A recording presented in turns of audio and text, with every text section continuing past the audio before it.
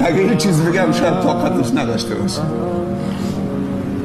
پیامبر صلی الله علیه و سلم روزی عمر فاروق و بدرقه کرد تا خارج از مدینه. عمر میخواست بره مکه زیارت خانه خدا.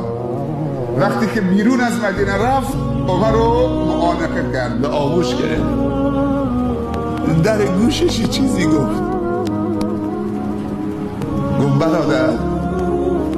حالا کی داره میگه؟ رسول الله صلی الله علیه و سلم. به کی؟ به عمر رضی الله عنه. برادر تو مکان مقدسی میری، ما رو در دعای خیرت فراموش نکن. عمر گریه کرد، گفت یا رسول الله تو که غفر لک ما تقدم من ذنبک و ما تأخر، گناه قبل و بعد همه بخشیده شده.